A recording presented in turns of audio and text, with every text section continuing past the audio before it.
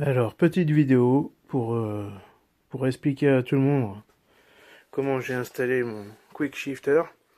Donc j'ai démonté les carénages du côté, tous les carénages.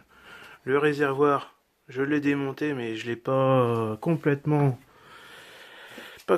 défait puisque ici j'ai le connecteur d'essence et bon, j'ai pas envie que ça coule partout. Si vous le soulevez légèrement sur la droite comme ça avec un petit pot ou un truc, ça le fait. Alors, moi, j'ai commencé par mettre le capteur sur le truc là, sur le levier de vitesse. Donc je l'ai vissé avec les deux rondelles fournies, deux petites rondelles coniques qu'il faut mettre dans le sens contre le capteur, j'imagine.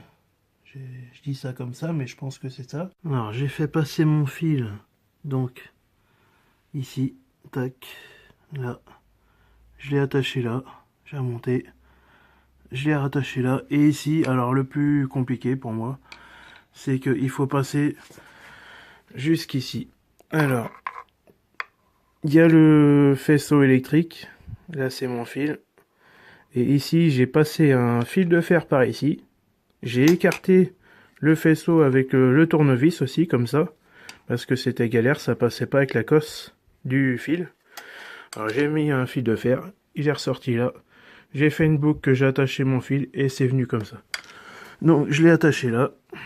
J'ai fait monter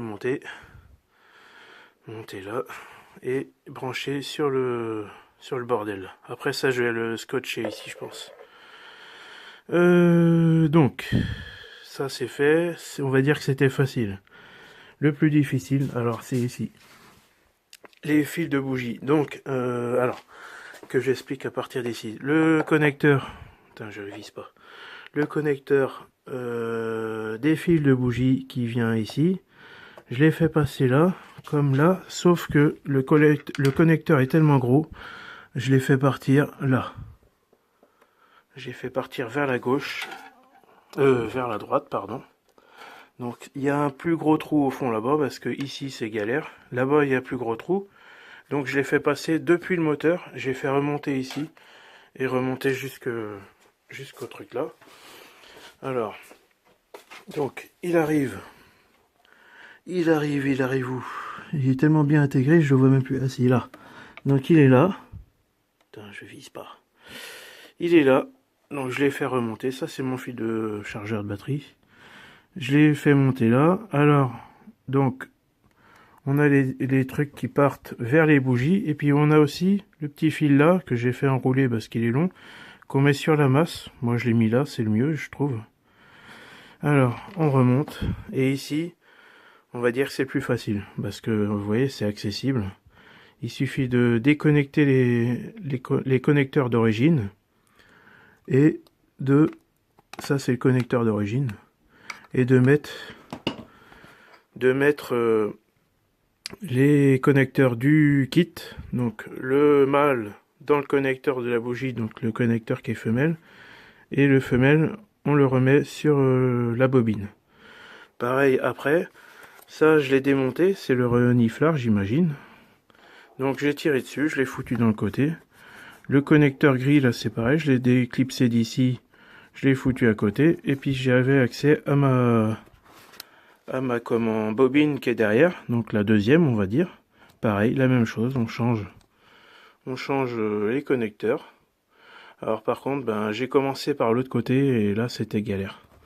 Donc j'avais passé mon fil, je l'ai envoyé de l'autre côté. Et là, casse-couille quoi. Ici, on a donc ça qui gêne. Ça, j'ai démonté le support du faisceau qui est là.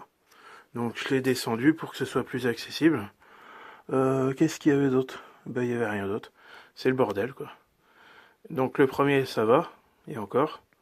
Donc là, j'ai fait tenir un peu là pour pas que ça va dans le système d'accélérateur. Ça serait bien. Et le deuxième, il y a un connecteur, je sais pas si on le voit ici là.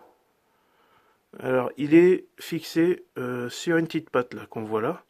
Donc je l'ai tiré et je l'ai descendu et ça allait mieux quoi. Mais galère. Ça faut que je coupe. Donc voilà. Et ben là, je vais démarrer pour voir.